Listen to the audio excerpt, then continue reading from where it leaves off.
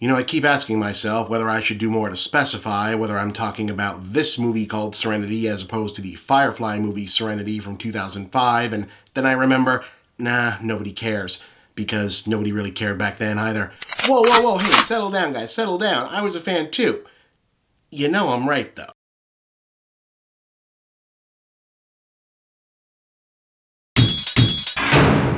Okay, how the fuck am I supposed to review this?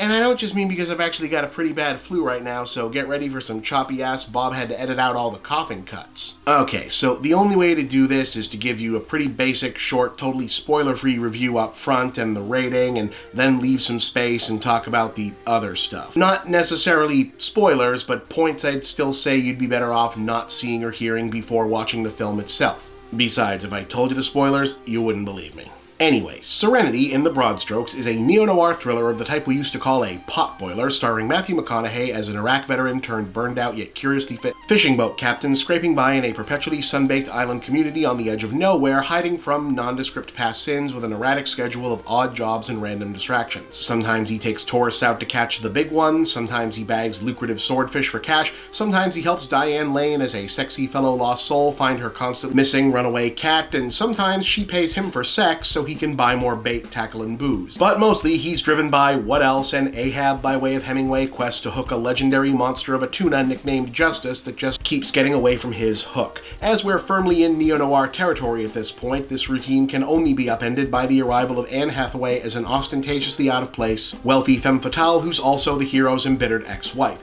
It turns out the sleazy, super-rich criminal type she left him for has turned out to be an abusive, controlling monster, played by Jason Clarke, and she now fears for her and their, meaning her and McConaughey's sons' lives, but simply can't leave. So she instead offers to pay the cash-strapped fisherman $10 million to pretend to take the bad guy out for a birthday deep-sea fishing excursion and kill him. Though initially reticent to do so, he begins to reconsider as he becomes racked by grim visions of his son, who has retreated from reality into the world of obsessive computer gaming. Meanwhile, a fastidious mystery man with a briefcase and out-of-place business suit, played by Jeremy Strong, seems to be following him from place to place on the island, but always just missing the chance to actually encounter him. And then everything gets complicated. The film was directed by Stephen Knight, who wrote Dirty Pretty Things and Eastern Promises, and also directed Locke with Tom Hardy, and both he and the hugely overqualified cast do a fine job carrying off both a sincere impression of the kind of sweaty, high-gloss, super cheesy, lurid yet adolescent vibe a neo-noir B-movie thriller is supposed to have, while also planting weird seeds for,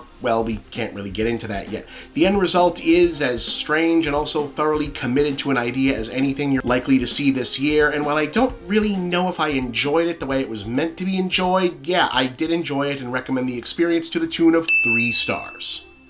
Okay, now go see the movie and come back on the other side, or don't, I guess.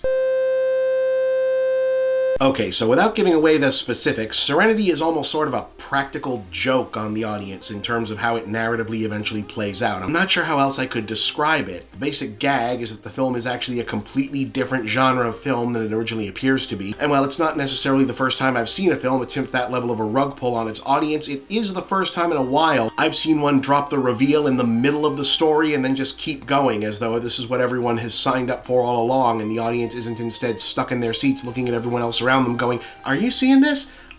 Is this really the movie or am I going nuts? Like most of these genuinely bizarre, you've got to see this to believe it movies have the decency to announce that's what they are up front, you know? Like, Book of Henry told you it was going to be nutty, it just didn't tell you the precise road it was going to take to get to nutty. The Sixth Sense had the big twist, sure, but you knew going in that it was a horror movie about ghosts, and it did remain as such. Serenity is doing something else entirely. A movie that doesn't really seem to work like it was intended to, largely because it's all hinged on a turnaround that I'm not sure could have ever actually worked, which makes it, in my opinion anyway, a fascinating must-see of a pop culture artifact where you can't tell people why they must see it. What I guess I can say is that while I don't really think it plays out or actually ends up working in a dramatic sense, there's a little too much tell as opposed to show, and I get the sense it might have honestly played much better to either be explained in much greater detail or absolutely no detail at all, instead of splitting the difference the way the film tries to do. It's such an audacious, big, showy, bold swing of an idea, I can't not respect that Knight took a shot at it. Plus, if the test of a good reveal is that it reframes what you thought you were seeing before in a new context and upends your opinion of the production overall, well, well, mission accomplished. While the first half does indeed successfully affect the conventional neo-noir B-movie aesthetic, it's also peppered with odd touches that don't totally make sense at first, like the odd cinematography choices and editing, the overly general dialogue from the supporting characters, elements of costuming and design that verge on the cartoonish, arch characterizations, the fact that the island doesn't seem to have a singular identifiable identity or place, but rather comprises a hodgepodge of stock fishing community movie tropes. Just a lot of obscure, askew little details that lean in the direction of an almost Twin Peaks feeling until we get the answer and go, oh, that's what all that was. That was intentional, I think.